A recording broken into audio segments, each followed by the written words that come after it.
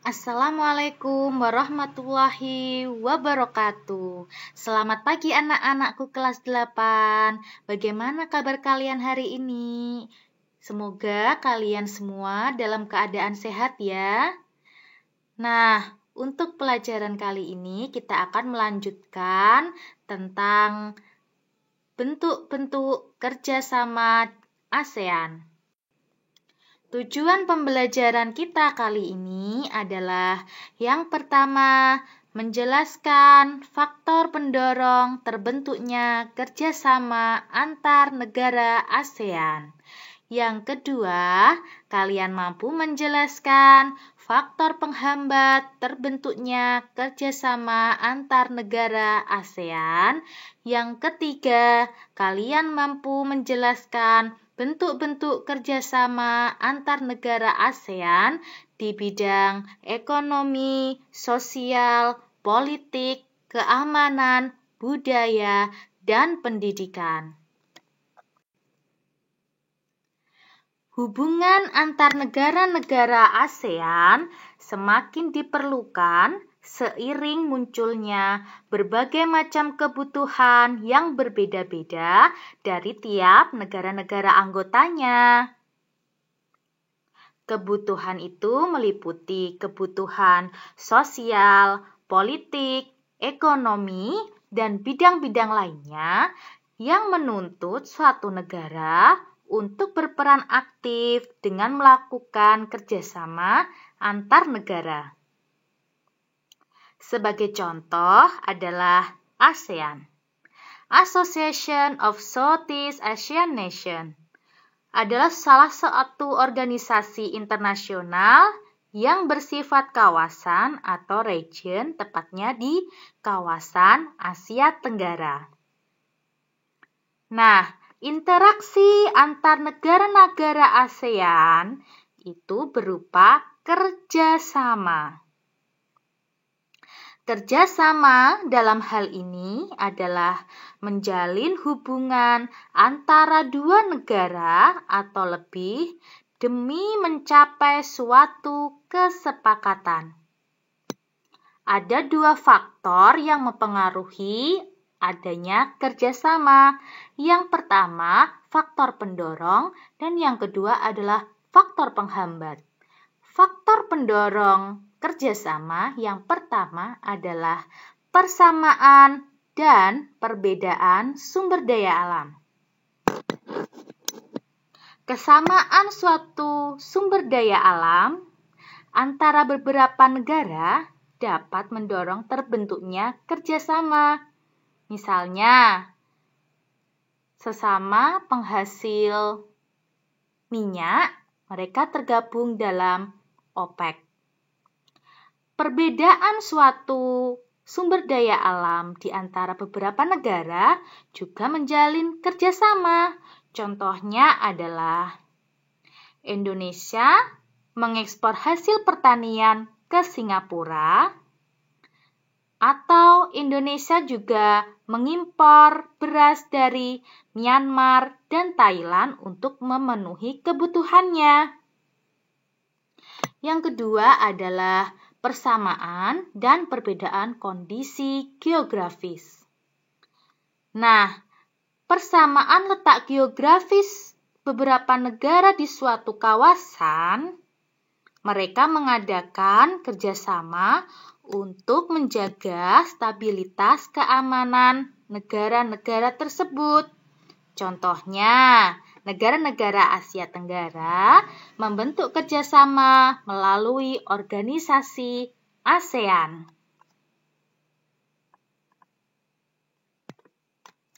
Faktor penghambatnya adalah yang pertama, perbedaan ideologi. Sebagian negara ASEAN menganut sistem pemerintahan demokrasi, namun ada juga yang masih menganut sistem pemerintahan kerajaan.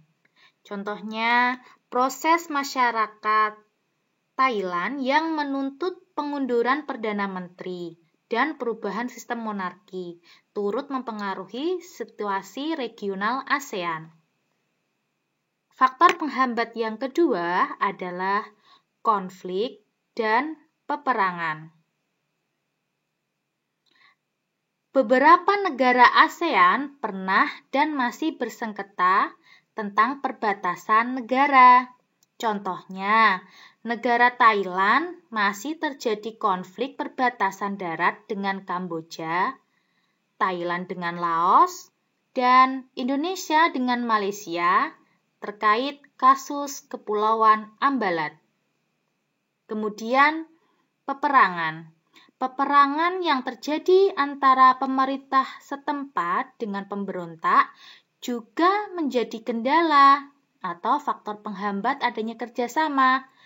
Misalnya, Filipina yang tengah berperang dengan pemberontak di Marawi. Tentunya mempengaruhi daerah perbatasan dengan Malaysia dan Indonesia. Kemudian, faktor penghambat yang ketiga adalah kebijakan proteksi. Kebijakan proteksi adalah keputusan negara untuk melindungi kepentingan dalam negeri dan meningkatkan daya saing. Dampak kebijakan proteksi ini juga dapat mempengaruhi hubungan antar negara sehingga menghambat kerjasama yang harmonis. Contohnya adalah Singapura yang berusaha mencegah pembangunan terusan kera di Thailand bagian selatan. Kemudian, faktor penghambat yang keempat adalah perbedaan kepentingan. Setiap negara tentu memiliki kepentingan sendiri berdasarkan pemerintahannya. Contohnya, Filipina pernah mengizinkan Amerika Serikat membuat pangkalan militer di negaranya. Keberadaan pangkalan militer ini tentunya juga mengusik negara-negara sekitarnya.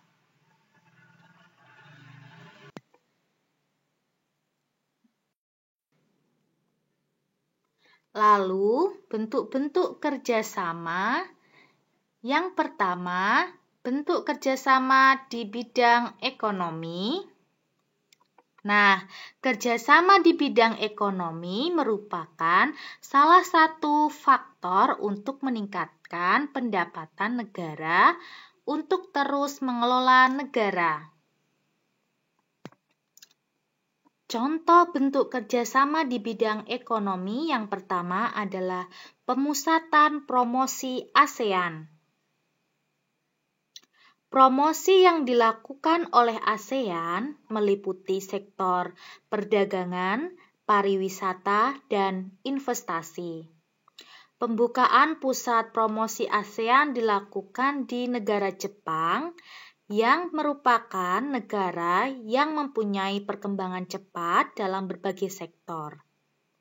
Pembukaan pusat promosi di Jepang mempunyai tujuan untuk melakukan peningkatan kegiatan ekspor dari negara-negara ASEAN ke Jepang dan juga meningkatkan jumlah investor Jepang bagi negara-negara ASEAN. Yang kedua adalah penyimpanan ketersediaan pangan. Beberapa negara anggota ASEAN seperti Thailand, Indonesia, dan Kamboja dikenal sebagai lumbung padi ASEAN. Sampai saat ini, negara-negara itu tetap konsisten dalam menyediakan cadangan pangan bagi negara-negara anggota ASEAN. Nah, bentuk kerjasama dalam penyediaan cadangan pangan ini tidak hanya dilakukan untuk kerjasama yang saling menguntungkan, tetapi juga dalam keadaan yang darurat. Misalnya, Ketika suatu negara sedang mengalami krisis pangan karena bencana, maka negara lain siap memberikan pasokan cadangan pangan untuk negara yang membutuhkannya. Contoh beberapa negara anggota ASEAN yang telah siap menjadi penyedia cadangan pangan untuk keadaan darurat adalah negara Indonesia, negara Malaysia, Filipina, Thailand, dan Singapura. Bentuk kerjasama di bidang ekonomi yang ketiga adalah meningkatkan proyek industri. Negara-negara anggota ASEAN secara bersama-sama memajukan sektor industri. Nah, bentuk kerjasama dalam proyek industri ini dilakukan untuk apa? Untuk kemajuan bersama negara-negara anggota ASEAN. Beberapa proyek industri yang dilakukan meliputi industri pupuk, tembakau, vaksin, dan abu soda. Yang keempat adalah pembukaan kawasan perdagangan bebas ASEAN atau AFTA, ASEAN Free Trade Area. AFTA ini adalah bentuk kerjasama negara-negara ASEAN di bidang ekonomi. Keberadaan AFTA berguna untuk meningkatkan daya saing negara-negara ASEAN dalam melakukan produksi untuk pasar dunia dengan adanya penghapusan bea dalam ASEAN itu sendiri. Selain itu, adanya AFTA dapat meningkatkan investasi oleh pihak asing secara langsung untuk negara-negara ASEAN.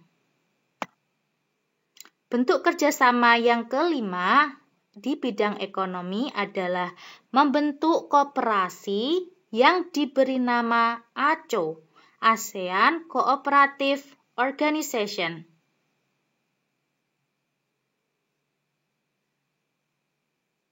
Koperasi ASEAN ini mempunyai keinginan untuk mengkokohkan organisasinya sebagai sebuah gerakan koperasi yang menopang perekonomian di Asia Tenggara.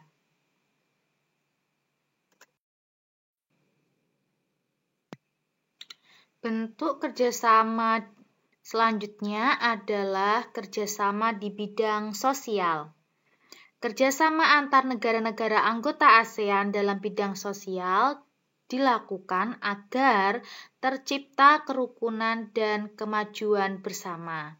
Contohnya adalah bidang pembangunan sosial dengan menekankan kesejahteraan golongan berpendapatan rendah, perluasan kesempatan kerja, serta pembayaran upah yang wajar. Yang kedua adalah membantu kepada kaum wanita dan pemuda dalam usaha-usaha pembangunan.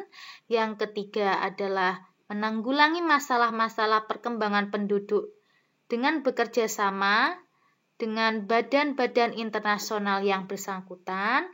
Kemudian yang keempat, pengembangan sumber daya manusia. Yang kelima adalah peningkatan kesejahteraan, dan yang keenam adalah program peningkatan kesehatan, makanan, dan obat-obatan. Bentuk kerjasama di bidang politik dan keamanan. Nah, bentuk kerjasama politik ditujukan untuk menciptakan keamanan, stabilitas, dan perdamaian antar negara di ASEAN.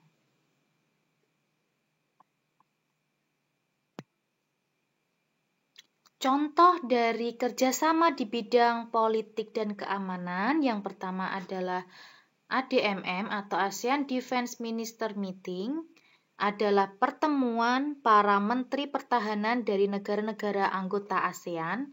Yang kedua adalah pengiriman delegasi duta dan konsulat. Duta adalah wakil negara dalam bidang politik dan pemerintahan, sedangkan konsulat adalah wakil dalam bidang perdagangan atau yang lainnya. Nah, keberadaan duta dan konsulat diperlukan untuk mewakili negara pengirim dalam berdiskusi dan menjalankan peran sertanya dalam stabilitas politik di ASEAN. Yang ketiga adalah perjanjian ekstradisi. Perjanjian ekstradisi dibuat sebagai upaya mengentaskan kejahatan lintas batas seperti perdagangan narkoba, terorisme, perdagangan orang, penangkapan ikan ilegal, hingga pencucian uang. Nah, melalui perjanjian ini, negara-negara di ASEAN dapat melakukan kerjasama untuk mengembalikan tersangka ke negara asalnya demi menjaga stabilitas politik di ASEAN. Perjanjian kawasan bebas nuklir. Tujuannya adalah untuk melucuti senjata nuklir secara menyeluruh serta mendorong perdamaian dan keamanan internasional. Nah, selain itu, perjanjian ini juga bertujuan untuk melindungi kawasan Asia Tenggara dari pencemaran lingkungan dan bahaya yang disebabkan oleh sampah radioaktif dan bahan-bahan berbahaya lainnya. Yang selanjutnya adalah perjanjian kawasan harmonis, bebas, damai, dan netral, atau disebut dengan ZOPFAN, Zone of Peace, Freedom, and Neutrality. Merupakan kerjasama ASEAN untuk menjaga masing-masing negara agar tetap damai. Kata bebas mempunyai makna bahwa setiap negara mempunyai hak untuk melakukan segala tindakan secara bebas, namun tidak melanggar kesepakatan ASEAN. Sedangkan netral artinya negara-negara ASEAN tidak ikut campur pada konflik yang terjadi di negara-negara lain, termasuk di negara ASEAN itu sendiri.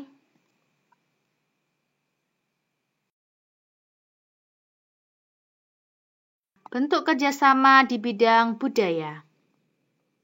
Kerjasama ASEAN di bidang budaya ditangani oleh dua komite tetap, yaitu Komite Kebudayaan dan Penerangan atau Committee on Culture and Information, serta Komite Ilmu Pengetahuan dan Teknologi atau Committee on Science and Technology. Contohnya adalah pertukaran acara radio dan televisi antara negara-negara ASEAN. Yang kedua, penyelenggaraan festival film ASEAN. Selanjutnya adalah penandatanganan kesepakatan bersama di bidang pariwisata ASEAN atau disebut dengan ASEAN Tourism Agreement. Dan yang terakhir adalah penyelenggaraan pesta olahraga 2 tahun sekali melalui SEA Games. Kemudian bentuk kerjasama yang kelima adalah kerjasama di bidang pendidikan. Pendidikan merupakan salah satu faktor penting untuk menghasilkan sumber daya manusia yang kreatif, cerdas, dan mampu menjadi penerus bagi negara asalnya. Dengan adanya pendidikan yang baik, tentu akan mencetak generasi penerus yang berkualitas baik untuk memperbaiki sistem suatu negara. Contohnya adalah dengan ASEAN Council of Teachers Convention. Adalah perkumpulan organisasi guru di kawasan Asia Tenggara. Yang kedua, menawarkan beasiswa pendidikan. Yang ketiga, dengan pertukaran pelajar antar negara ASEAN untuk memperoleh pengalaman beserta ilmu pengetahuan yang diperoleh dari negara lain. Nah, itu tadi bentuk-bentuk kerjasama di negara ASEAN. Selanjutnya, untuk persiapan PTS IPS minggu depan, kalian harus mempelajari yang pertama adalah letak kawasan Asia Tenggara secara astronomis, geografis, dan geologis. Yang kedua, kalian harus mempelajari kondisi fisik negara-negara ASEAN, sumber daya alam ASEAN, dan kondisi penduduk di negara-negara ASEAN. Serta selanjutnya kalian harus pelajari pengaruh interaksi antar anggota ASEAN. Dan yang terakhir adalah kerjasama ASEAN. Nah, untuk pertemuan kali ini tidak ada tugas ya anak-anak. Kalian hanya perlu presensi pada kolom komentar di video ini dengan menyebutkan nama dan kelas. Yang kedua adalah tugas-tugas yang kemarin diberikan, yang belum mengumpulkan harap segera dikumpulkan. Kemudian selanjutnya kalian belajar untuk PTS minggu depan. Dan tetap semangat, selalu jaga kesehatan ya anak-anak. Terima kasih. Wassalamualaikum warahmatullahi wabarakatuh.